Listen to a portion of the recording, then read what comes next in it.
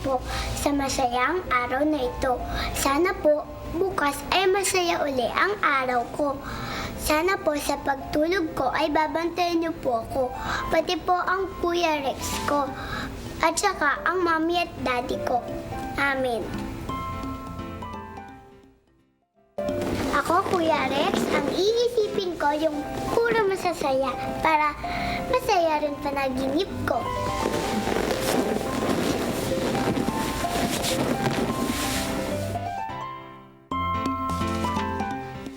Sino ba ito? Nakangiti pang matulog. Bakit papanaginipan ito?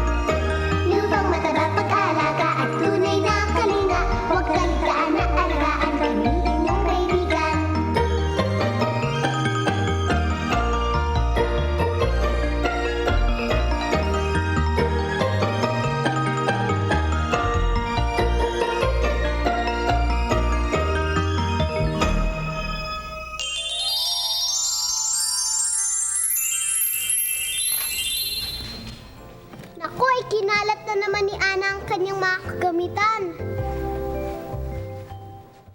Ana, bakit mo naman iniiwan ang iyong mga gamit at basta mo na lang itong hinahagis? O sige, ililigpit ko ng aking mga gamit. Pwede bang pakitulungan niyo na lang ako? Sige na nga, tutulungan ka na namin.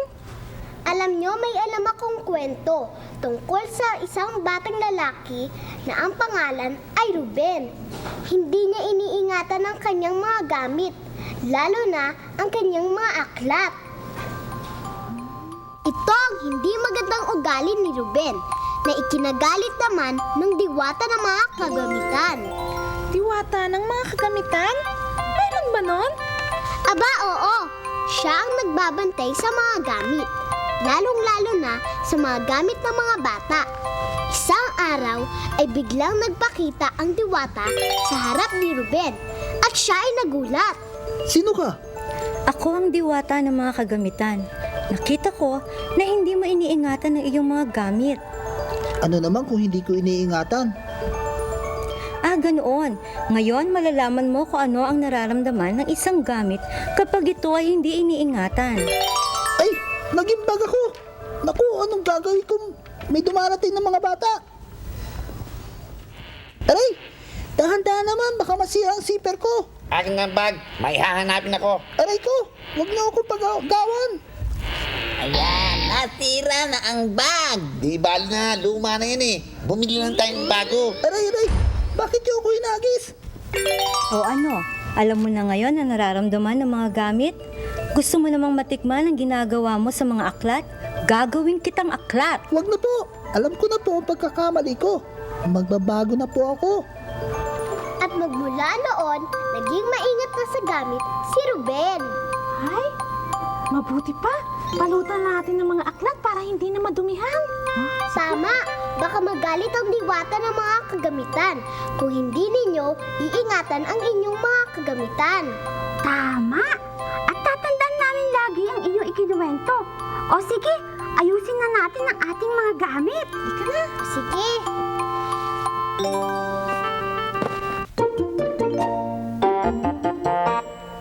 Ate Papa!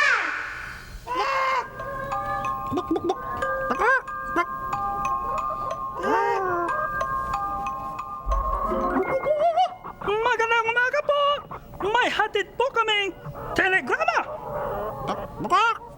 May telegrama tayo! Opo, isang kakaibang telegrama na ang mensahe ay aming aawitin para sa inyo. Ito ang tinatawag na singing telegram o telegramang kinakanta. Ano nga ba ang mensahe? Eto.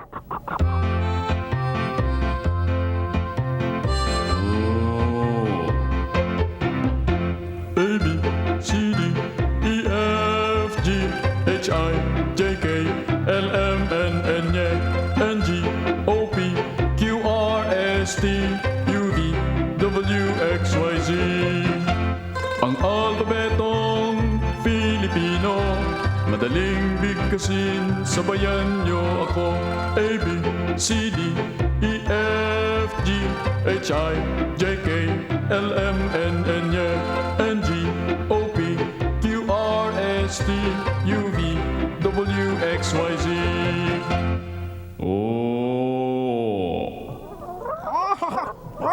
Kay gandang mensahe. Buti pa, pumasok muna kayo at magmerienda tayo ng sopas na ang hugis ay mga alpabeto. Sige ho. Halina kayo!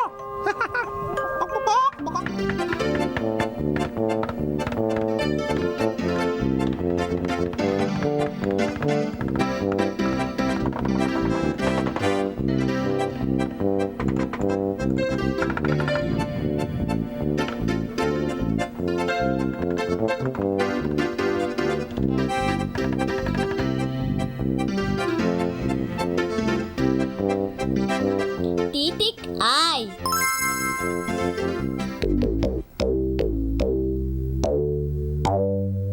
Nandito na si Mr. Sulat. Tutulungan niya tayong hanapin kung nasaan ang mga titik ay. Nakikita niyo ba?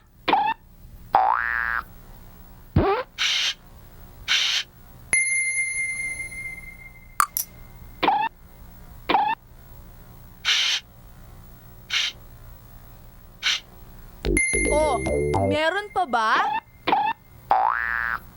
Tama! Yan ay titik ay.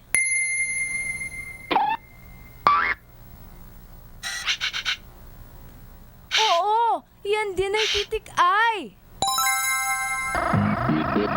Salamat, Mr. Sulat!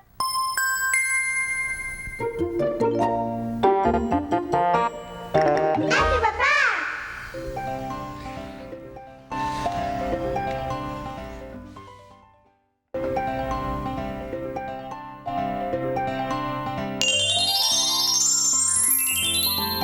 Tulungan niyo ako, hinahabol ako!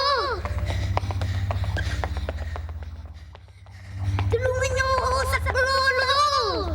Sa kulolo!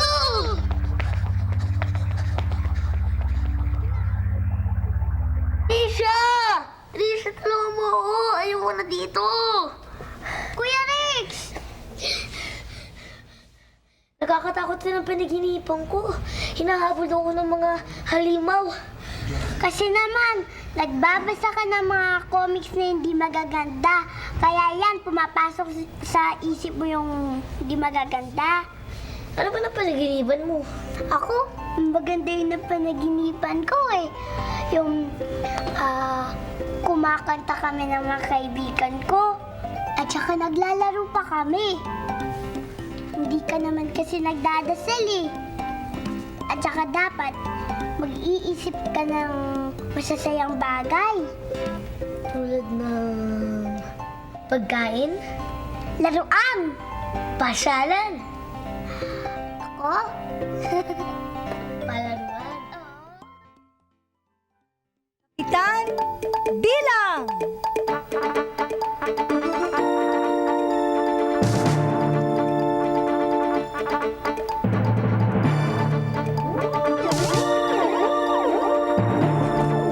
Nangangailangan na naman ng aking tulong. Narito na ako.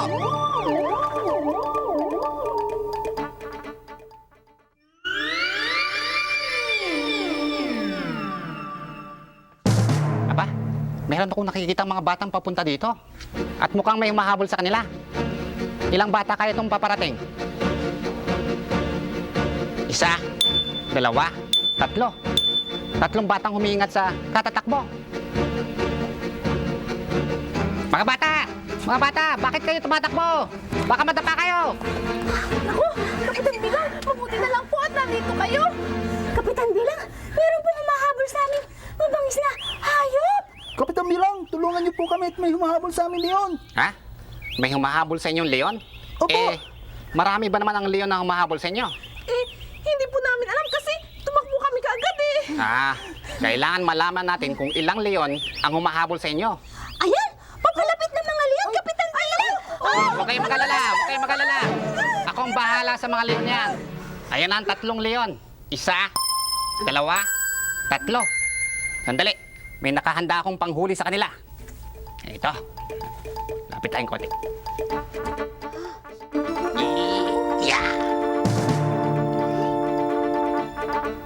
Maraming salamat po, Kapitan Bilang, at sinagip niyo ang buhay namin. Naku, Kapitan Bilang, meron pa po yatang paparating na mas malaking leon. Oo nga po. Oo nga. Bale, kaya natin to. Kaya nating takbuhan to.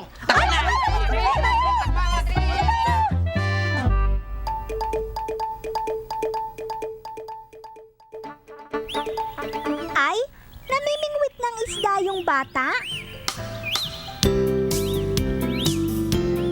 May mahuli kaya siya? Ayan, mukhang may nahuli na siya. Sinelas?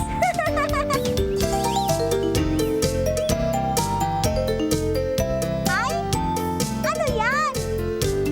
Bilang 3.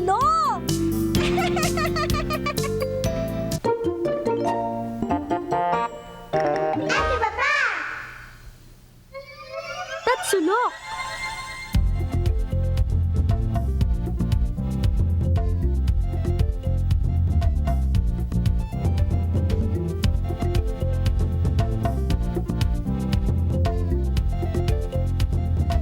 Sulok! Ayan ha, tatabihan ko na kayo. Baka naman matakot pa kayo. Hindi po, nandiyan na po kayo eh. Ako pa, Mami, hindi po ako matatakot. Kasi magaganda mga panaginip mo. Pero ito si Kuya Rex, naku, hindi maganda mga panaginip. Pero po, babawi po ako ngayon, Mami. O sige, pero pinakalibutan tayo, hindi pa tayo nagdadasal. Oo nga po. Sige, magdasal na tayo? Apa. Sige, ikaw naman muna, Rex. Sige po. Sa ngalan ng Ama, Anak, Espiritu Santo. Amen. Diyos ko, sana po, lagi niyo po kami bantayan sa aming pagtulog. At gusto po namin ng mga magagandang panaginip lang. Ayaw po namin ng masama. Gusto po namin, bantayan niyo po si Daddy. Amen. Sa ngalan ng Ama, Anak, Espiritu Santo. Amen. Sige, pwede na tayo matulog. Mag-isip lang po tayo ng maganda. Tulad na pagkain. Ako pa, laruan. Ako pa syalan.